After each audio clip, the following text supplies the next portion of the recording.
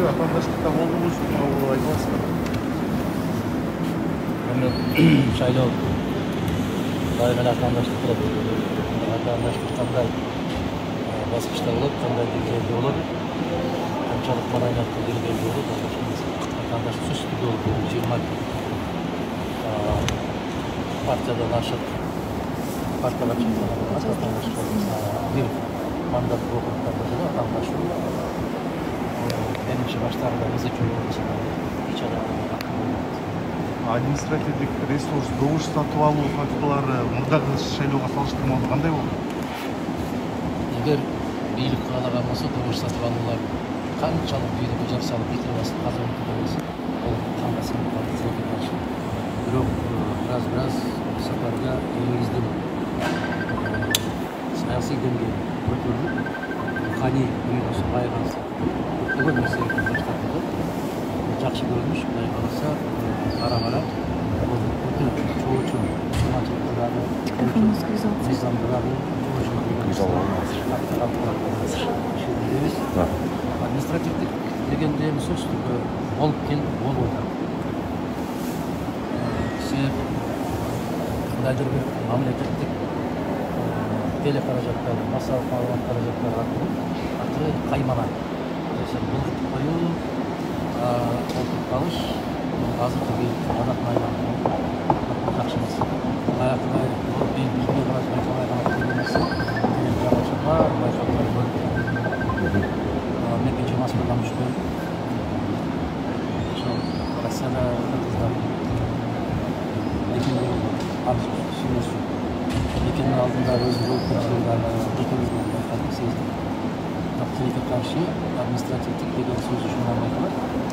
Ар кандай көзгө көрүнбөгөн Кудай кааласа, ар бүткөндөн кийин ар бир мамлекеттик ишканада тийиштүү баалар беребиз.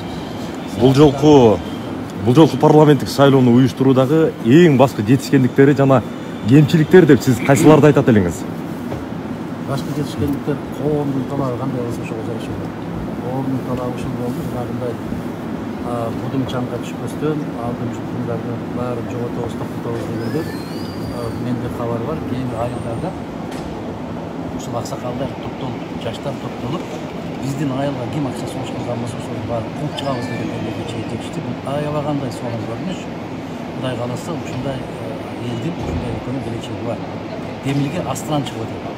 Мына ушундай акча сунуш кылган, тояштарды сунуш кылган, кандайдыр бир мыйзамсыз аракеттерге барабыз деген талапкерлерди айылдан кууп чыгабыз деген чечим биринчи жолу. Кемчилиги катары кайсын айтып атасыз? Эми башта мамлекеттин жетекчиси жүздөн жүз катышпаса, бир башкача бир малар менен болгон болсо, мунусунда ашкер эле катышып турушат.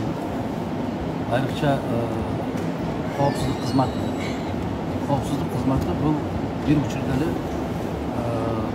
өкмөттүн дагы басма сөз катчысына айланды, мамлекеттин жетекчисин да басма сөз кызматына айланды, ошол эле учурда борбордук шайлоо комиссиясынын дагы кээ бир ыйгарым укуктарын өздөрүнө тартып алганга аракет жасап көрүшөт. Бул жолку сайланып келе турган парламенттин алдында эң чоң аткара турган кайсы маселелер, кайсы иштер турат деп ойлойсуз? Парламенттин биринчи милдети аябагандай төмөн деңгээлге түшүп кеткен парламенттин калк алдындагы кадыр-кадырын көтөрүшү. Парламенттин сабатсыз кандайдыр бир эмнелер гана деп айтпады. Ошол парламентти түзгөн Атамбаев не деп атады, массалык маалымат каражаттары силердеп эмне деп атап атасыңар, биздин куйкун тилдүү кодулдарыбыз эмнелер гана деп атабады. Мына ушулдардын баардыгы мамлекеттик түзүлүшкө жакшы алып келбейт.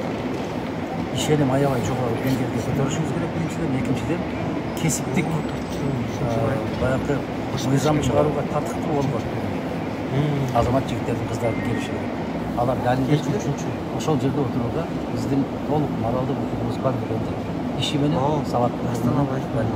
Сиздердин партиянын талапкери деген Элиза Дүйшөнбиеванын жолдошу күмөндүү акча менен мындай кармалган тууралуу маалымат тарады. Кандай комментарий берет элеңиз? Кечинде саат 3-төн кийин келдим Москвада. Кечинде ушундай маалымат тарады. Аны тийиштүү органдар тийиштүүлүктөрүн жасаш керек. Чын төгүнүн ак карасын баарын коюш керек. Айыптуу болгон болсо биздин партиянын мүчөсү болобу, биздин талапкерибиз болобу, ким болсо ошол болсун, мыйзамда көрсөтүлгөн жазасын алуу керек. Эгер айыпсыз болуп турган болсо, анда кечирим сураш керек, кайра отуруп келиш керек.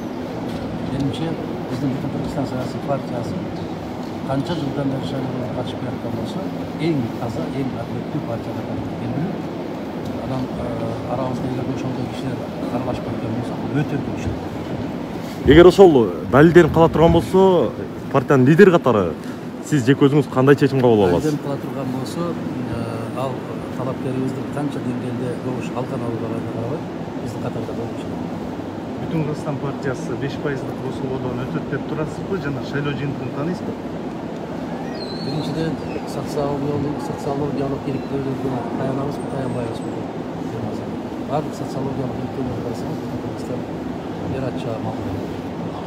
5%дык космону жаратканын билүү менен, элдин колдоосу менен биз ошол 21 партиянын ичинен биринчилерден болуп келебиз деп